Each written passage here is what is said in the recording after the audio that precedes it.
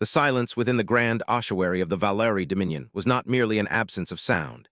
It was a physical weight, a crushing atmospheric pressure that pressed against the chitinous armor of every high-ranking warlord and diplomat gathered within the obsidian walls. For cycles that stretched into agonizing eternity, the Dominion had known only the thunder of conquest, the screaming tear of warp drives collapsing local reality, and the triumphant roar of stellar navies burning worlds to ash. They were the apex, the inevitable tide that washed over the galaxy, drowning civilization after civilization in the name of the High Throne.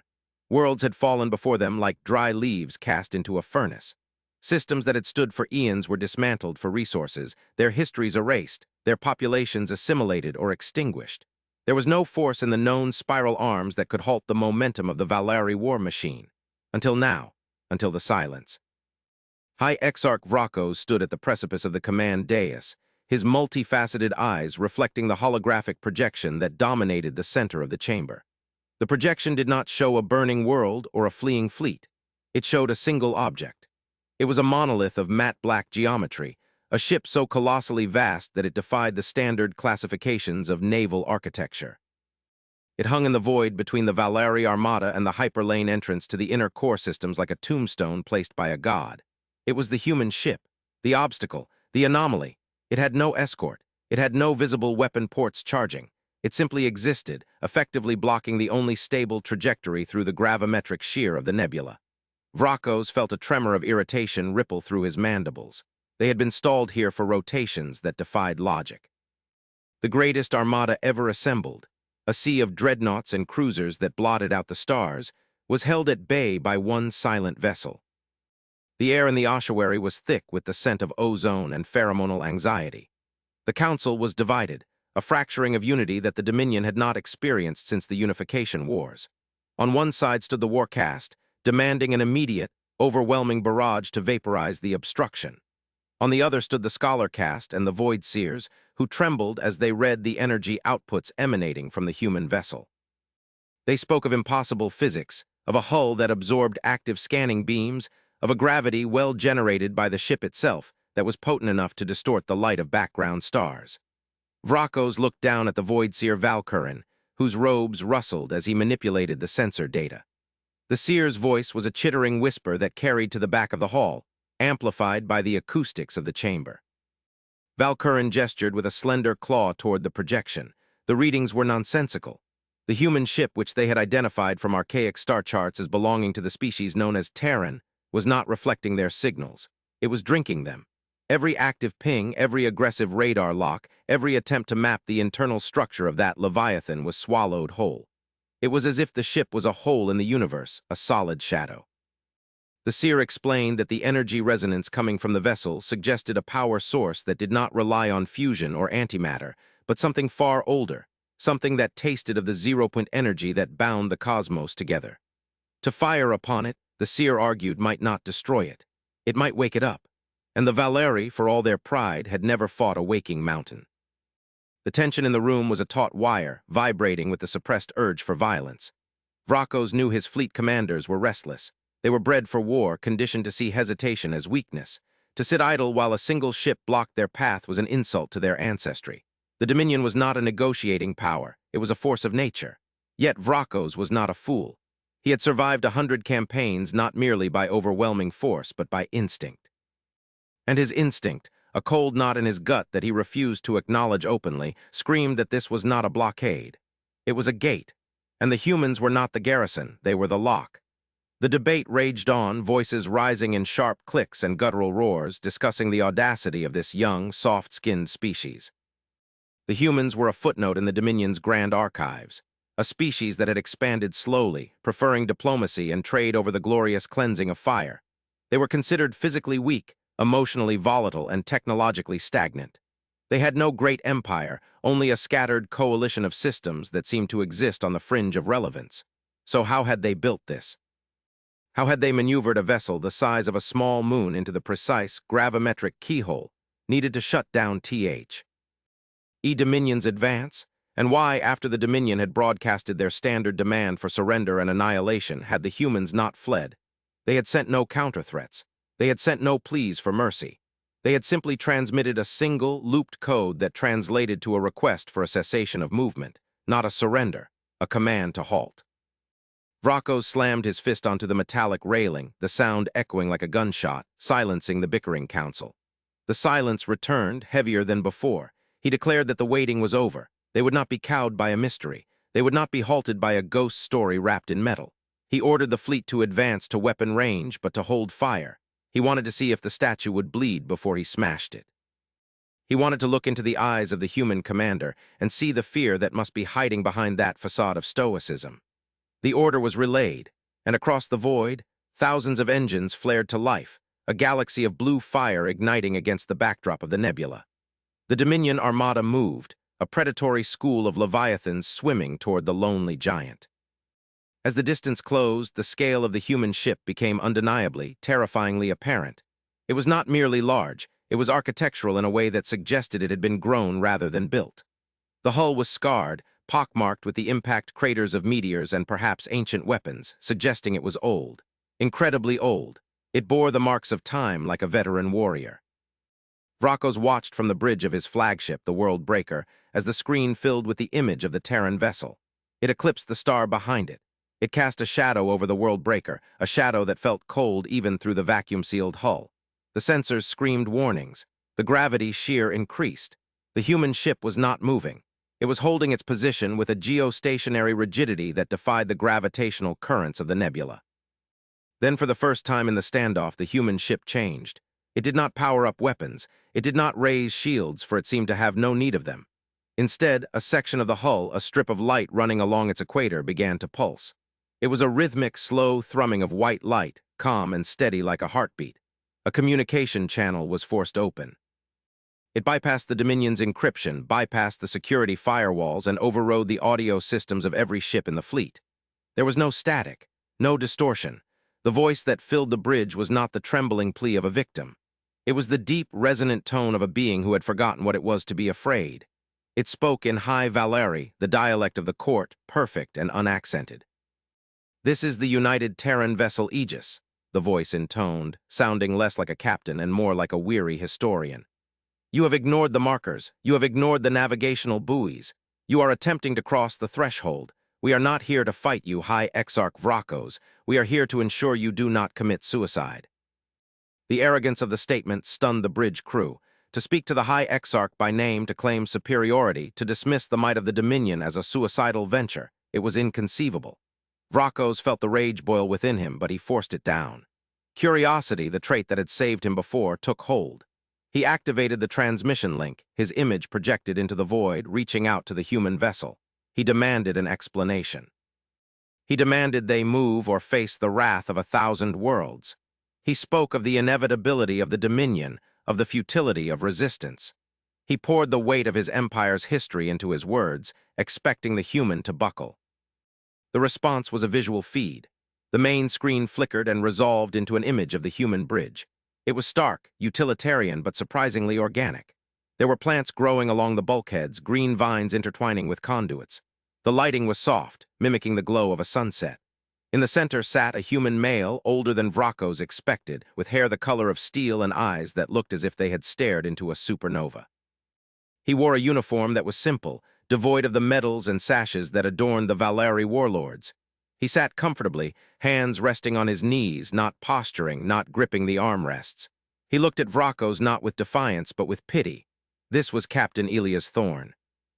Thorn spoke softly, his voice carrying a weight of sorrow that confused the Valeri. He explained that the Dominion's expansion had been watched. Humanity had observed their wars, their conquests, their burning of civilizations. They had not intervened because the galaxy was vast and empires rose and fell like tides. But here, at this specific coordinate, the Dominion had stepped onto holy ground, or rather, cursed ground. The blockade was not an act of war, it was an act of quarantine. Thorn gestured to the space behind his ship, the swirling, dark nebula that the Dominion sought to traverse to reach the rich core systems. He called it the Abyssal Wake. He told them that the Valeri sensors were blind to what lay within, but the human sensors were not. Vrakos scoffed. He called it a bluff, a desperate tactic to stall the inevitable. He signaled his tactical officer to prepare a firing solution. He would carve a path through the human ship if he had to. But Thorn raised a hand, a gentle motion that somehow commanded more authority than Vrokos' shout. The human captain pressed a sequence of keys on his console. "We do not wish to humble you, High Exarch," Thorn said. "We wish to show you the truth. Lower your radiation shielding on the forward quadrant. Adjust your optical sensors to the spectrum we are uploading to your navigational computer now. Look, really look." The request was insane. To lower shields in the face of an enemy was death. But the Void Seers on the bridge were already moving, their curiosity overriding their training. They saw the data packet the humans had sent. It was a complex algorithm, a lens through which to view the universe. Vrokos, driven by a compulsion he couldn't name, nodded. The forward shields dropped. The sensors shifted spectrums, and the bridge of the world breaker fell silent. The nebula behind the Aegis was not a nebula. The swirling clouds of gas and dust were merely a shroud. Beneath the veil, revealed by the human sensor algorithms, lay a graveyard. It was a field of debris that stretched for light years, but it was not the debris of asteroids or comets. It was the shattered husks of ships. Billions of them. Some were small, the size of fighters. Others were titans that dwarfed even the Aegis. They were twisted, melted, torn apart as if by a force that ignored the laws of metallurgy. And among the wreckage floated the corpses of stars, dwarf stars that had been extinguished, their light sucked out, leaving behind cold, dead cinders. It was a massacre of celestial proportions, a battlefield where gods had fought and died. "This is the boundary of the old war," Thorn said, his voice echoing in the horrified silence of the Valeri bridge. "The species you conquered, the worlds you burned. They were children playing in a sandbox. The entities that fought here, the things that broke these stars, they are not gone. They are sleeping. The nebula is a seal. Your warp drives the specific frequency of your subspace engines. They resonate with the dormant, automated defenses of this graveyard. If you had entered the wake, you would not have conquered the core. You would have rung the dinner bell." Vrokos stared at the screen, his mind struggling to comprehend the scale of the destruction. He had thought the Dominion was the apex predator. Now he looked at the graveyard and realized he was a microbe swimming in the shadow of leviathans. But pride is a difficult chain to break. He accused the humans of fabricating the image. He accused them of projecting a nightmare to scare the Dominion away. He pointed out that the humans were here, right at the edge, and nothing was attacking them.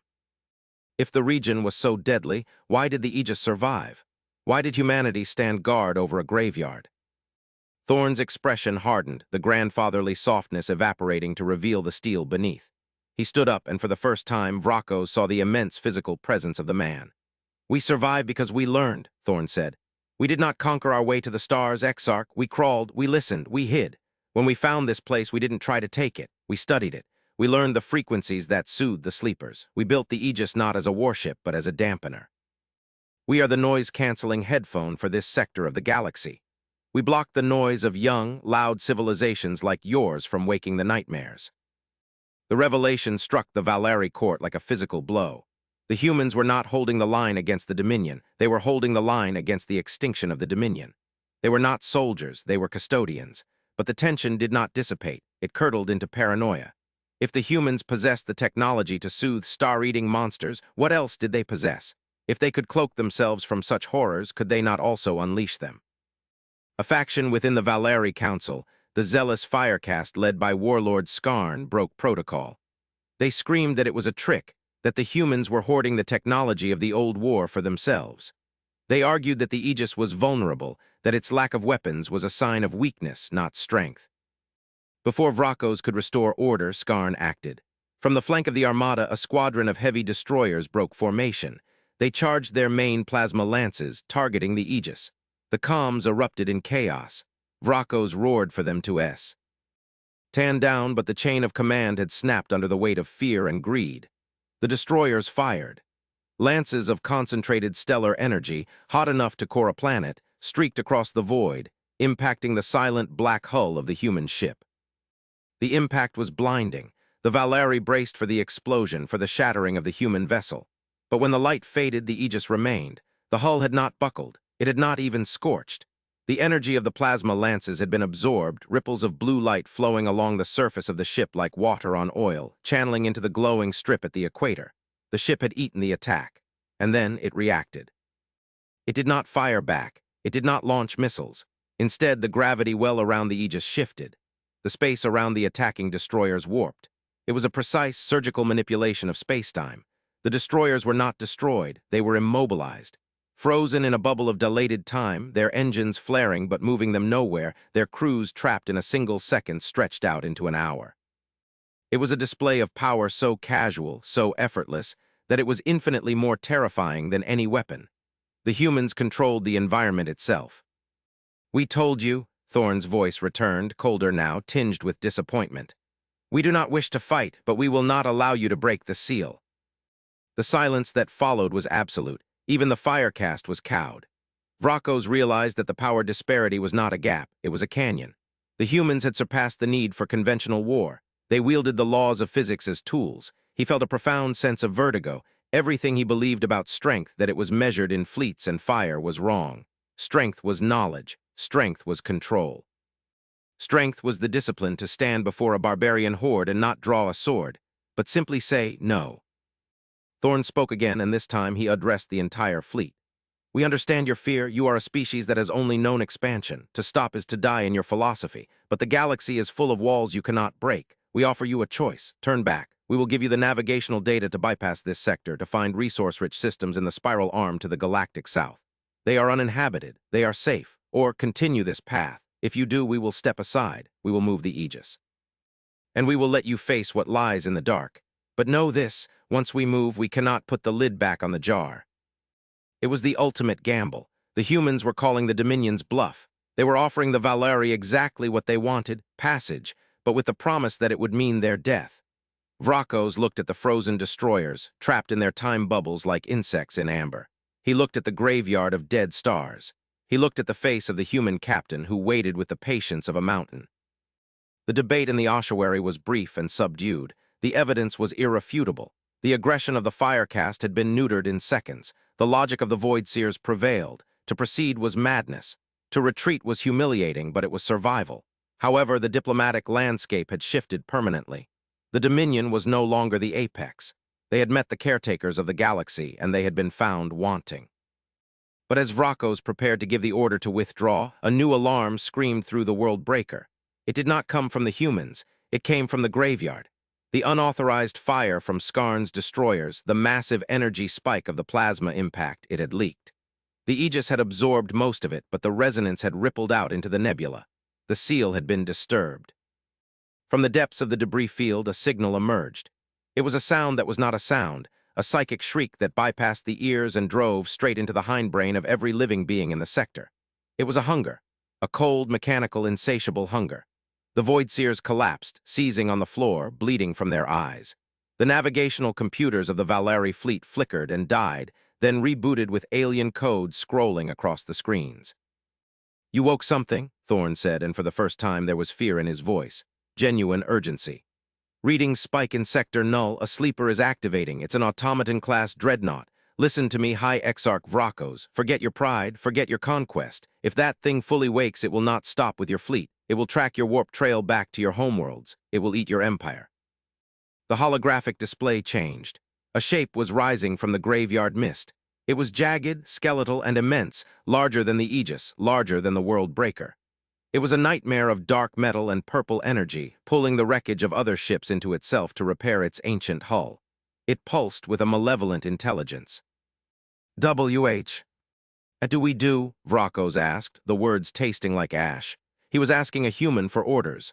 The hierarchy of the galaxy had flipped in an instant. "We have to synchronize," Thorn barked, his hands flying across his console. "The Aegis can generate a stasis field to put it back to sleep, but we need more power than we can generate alone to suppress a dreadnought of that class. We need your fleet. We need you to link your warp cores to our grid. We need to turn your armada into a battery for our projector." The request was technically impossible. The systems were incompatible. The engineering philosophies were alien to each other. But necessity is the mother of impossible invention. "Send the protocols," Vrakos commanded. "All ships prepare to slave power output to the Terran vessel. Any commander who refuses will be executed by my own hand." There was no dissent. The fear of the rising monster was far greater than the hatred of the alien. The following hour was a chaotic symphony of engineering genius and desperate improvisation. Human engineers beamed onto Valeri ships, working side by side with insectoid technicians, bridging circuits, bypassing safety protocols, fusing distinct technologies into a single purpose. The cultural barrier shattered under the weight of survival. The humans were calm, efficient, their movements precise. They treated the Valeri not as enemies, but as colleagues in a crisis. The Valeri, in turn, saw the humans not as weaklings, but as masters of a deeper lore. The dreadnought began to move, its weapon systems charging, weapons that fired beams of antimatter that erased matter from existence. It targeted the world breaker. Now, Thorn shouted. The Valeri fleet ignited, but they did not fire weapons. They fired raw energy, massive streams of power channeled through the Aegis. The human ship glowed, turning from a black monolith into a star of blinding white light. It focused that energy, magnified it through its exotic crystal matrices, and fired a beam of pure stasis radiation at the rising monster. The beam hit the dreadnought. The creature ship shrieked, a sound that buckled bulkheads. It fought the beam, its purple energy pushing back against the white light of the Alliance. It was a test of will. The Valeri engines screamed, pushed beyond the red line, conduits burst. Crew members died from radiation feedback, but they held the line. Vrakos watched the readout, watching his fleet burn itself out to feed the human weapon. He saw the Aegis trembling, its structure groaning under the strain. For a moment, two species, separated by biology and history, were united in a singular, desperate heartbeat. Slowly, agonizingly, the purple light faded. The dreadnought's movement slowed. The hunger in the psychic scream dulled into a murmur, then silence. The ancient machine, half risen from its grave, slumped back into the darkness. The stasis field solidified, locking it away once more in the amber of time. The connection was severed. The Valeri fleet drifted, engines dead, power drained, drifting in the void. The Aegis dimmed, its hull smoking, vents opening to bleed off the excess heat. Silence returned to the sector, but it was not the silence of tension. It was the silence of exhaustion, the silence of survivors. Hours later, a shuttle crossed the void from the Aegis to the world breaker. Captain Thorn walked onto the bridge. He looked tired. His uniform was rumpled. He carried a small crate. Vrakos met him, not on the dais, but on the deck. The high exarch towered over the human, but he felt no superiority. He looked at the small, soft creature that had commanded the power of a star. "It is done," Thorn said. "The seal is reinforced. It will hold for another 1,000 years, provided no one knocks on the door again." Vrakos nodded slowly. "You saved us. You saved my fleet. You saved my people." "We saved the neighborhood," Thorn corrected gently. "A fire in your house is a fire in ours eventually." Thorn opened the crate. Inside was not a weapon or a treaty or a demand for reparations. It was a bottle of amber liquid and 2 glass tumblers. "Old Terran custom," Thorn said, a faint smile touching his lips. "After a brawl, you have a drink. It's called whiskey. It burns, but in a good way." Vrakos, whose species metabolized alcohol differently but could process it, took the glass. He looked at the liquid, then at the human. The Valeri Dominion had come to conquer. They had been stopped by a single ship. They had been humbled, and now they were being offered a drink. "We underestimated you," Vrakos said, his voice a low rumble. "We thought you were weak because you were quiet. We did not understand that silence is the sound of a predator waiting or a guardian watching." "We are not predators," Thorn said, clinking his glass against the exarch's claw. "And we are not just guardians, we are your neighbors, and the galaxy is a dark forest. It's better to have friends with flashel. It's than to walk alone." They drank. The liquid was fire and oak in time. The resulting alliance was not immediate, nor was it without friction. But the Treaty of the Silent Wake changed the galaxy. The Valeri turned their martial prowess toward defense, becoming the sword to the Terran shield. The humans shared their knowledge of the old war, revealing that the galaxy was littered with such graveyards, remnants of a conflict between beings that defied comprehension. The universe was older, scarier, and more mysterious than the Valeri had ever dreamed. But they were no longer afraid, for they had seen the human spirit. They had seen a species that built walls not to keep people out, but to keep the monsters in. A species that would stand alone in the dark, a single ship against an armada, and say, "You shall not pass for your own sake." As the Valeri fleet limped away, guided by the navigational data given freely by the Aegis, Vrakos looked back one last time at the human ship. It sat there, matte black against the stars, silent, watchful, eternal. The blockade was still in place, but now it was not an obstacle, it was a monument. And the human ship blocked their path no longer, for they were now on the same side of the line.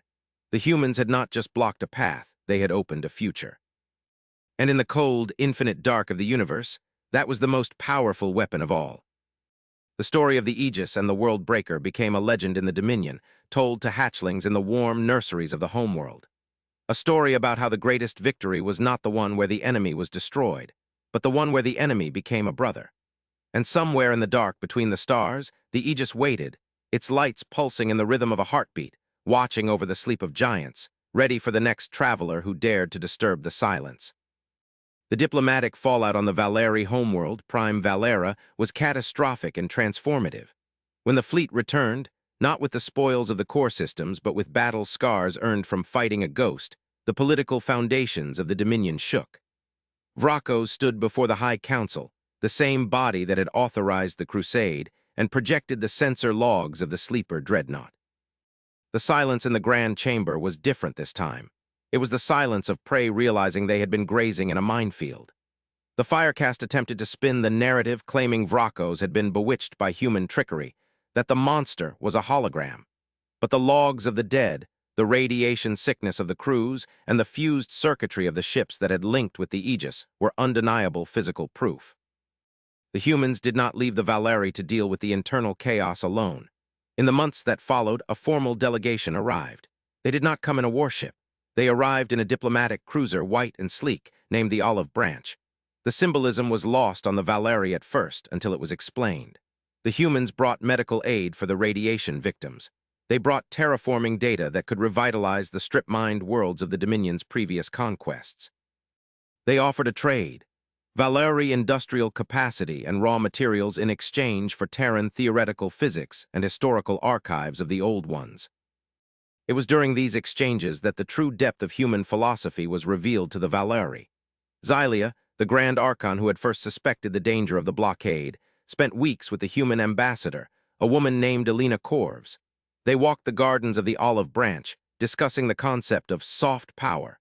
Xylia struggled to understand how a species could choose not to dominate when they had the power to do so. "It is about the cycle," Elena explained, stopping to admire a Valeri fire blossom that had been gifted to the ship. "If we dominate you, we breed resentment. Eventually, you rise up or another rises up and we fight. We waste energy. We waste lives. But if we help you, if we make you partners, your strength becomes our strength. Stability is more efficient than conquest." "But what of fear?" Xylia asked, her mandibles clicking in confusion. "Fear keeps the order. Without fear of the Dominion, the lesser systems will rebel." "Let them rebel," Elena shrugged. "Or better yet, give them a reason to stay, offer them protection, not from you but from the dark. The galaxy is full of things like the Sleeper. We can't fight them all alone. We need the Dominion to be strong. We need your fleets to be the guardians of the perimeter. We are the librarians, Xylia. You are the knights. We need each other." This reframing of the Valeri identity, from conquerors to protectors, was the key. It appealed to their martial honor. To guard the galaxy from ancient horrors was a higher calling than merely subjugating weak neighbors. It gave them a holy purpose. The Treaty of the Silent Wake was signed not in ink but in blood and starlight. The Dominion began to reorganize. The Great Crusade ended, replaced by the Great Vigil. Valeri ships began to patrol the borders of the known zones, looking not for worlds to burn, but for signs of the old war, for other seals that might be breaking. Years passed. The alliance deepened. Joint exercises became common. Human engineers improved Valeri warp drives. Valeri tacticians taught humans the art of swarm combat. The Aegis remained at its station, a symbol of the bond. But the universe is vast, and the silence is rarely permanent. The part 2 of the saga truly began when a signal arrived from the uttermost edge of the galaxy, a sector known as the Halo. It was not a signal from the old ones. It was a distress call. But it was encoded in a cipher that was a mix of Valeri and Terran mathematics. A cipher that shouldn't exist. It was coming from a ship that claimed to be from the future. The Council of the Wake, the new joint governing body, convened. Vracos, now old and scarred, sat beside Thorn. They listened to the message. The voice was distorted, panicked, but clearly human. "They are coming. The Sleepers are not the enemy. The Sleepers are the immune system. We killed them. We killed them all, and now the infection is here. You have to stop us. You have to stop the awakening." The room went cold. The revelation turned their understanding inside out. The dreadful machines, the star-eating monsters like the one they had put back to sleep. They were not the villains. They were the white blood cells of the galaxy, designed to fight something else, something worse. And in the future, the Alliance had apparently won the wrong war. Thorn looked at Vrokos. The weight of the years seemed to settle on his shoulders. "We misunderstood the graveyard," Thorn whispered. "It wasn't a battlefield of conquest. It was a quarantine zone for the disease, not the cure." Vrokos stood up, his old joints popping. The fire of the warrior had not dimmed, only refined into a cold, hard diamond of resolve. "Then we have a new mission," the High Exarch declared. "We do not just guard the sleepers. We must understand what they are guarding against. We must go to the Halo." The story shifted from a tale of a blockade to a tale of an odyssey. A joint fleet was assembled. The Aegis was relieved of its post by a Valeri fortress station, and for the first time in centuries, the Black Monolith engaged its main engines. It did not move to block, it moved to lead. Alongside it rode the Worldbreaker II, a new class of dreadnought that fused the organic curves of Terran design with the jagged armor of the Valeri. As the fleet prepared to jump to the Halo, Thorn addressed the combined crews of humans and aliens. "We once stood face to face as enemies," he said, his voice broadcast to a billion souls.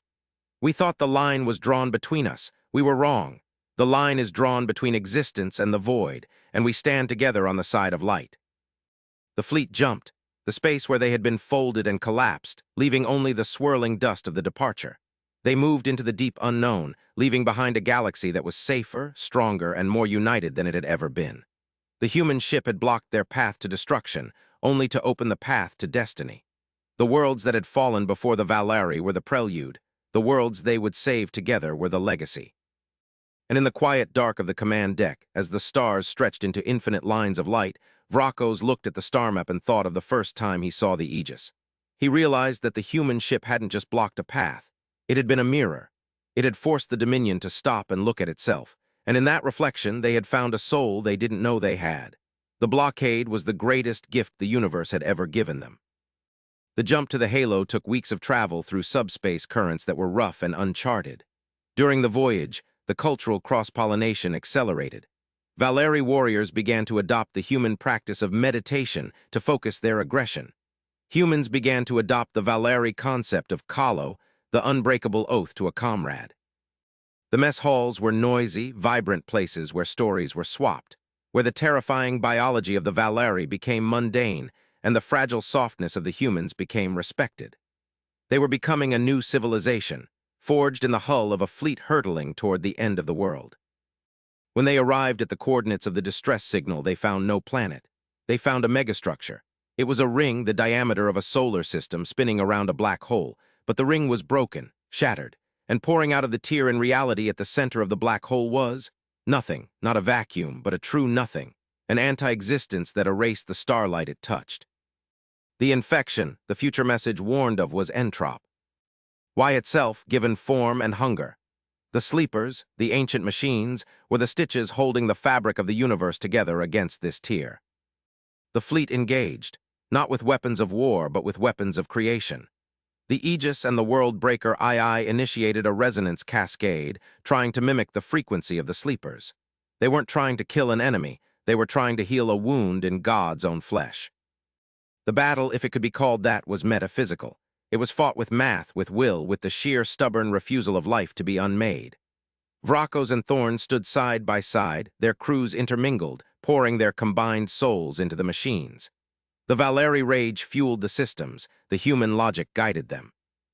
In the climax, as the tier began to widen, threatening to swallow the fleet, Thorn made the decision that defined the HFY ethos. The Aegis could not generate enough power from the outside. It had to be the plug. "We have to go in," Thorn said. Vrokos grabbed his arm. "That is death, that is erasure." "No," Thorn smiled. "That is the blockade, that is what we do, we hold the line." The Aegis detached from the fleet formation. It drifted toward the tier, its engines flaring one last time. It didn't fire weapons. It broadcast a song, a simple binary lullaby that synchronized with the black hole's event horizon. As the ship entered the tier, it expanded, its mass increasing infinitely through a paradox of physics, becoming a physical cork in the bottle of the void.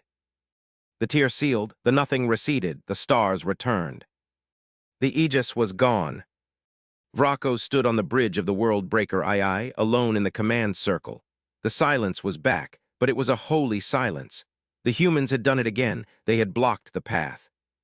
But the twist was yet to come. As the fleet turned to head home, mourning their sacrifice, a signal pinged the sensors.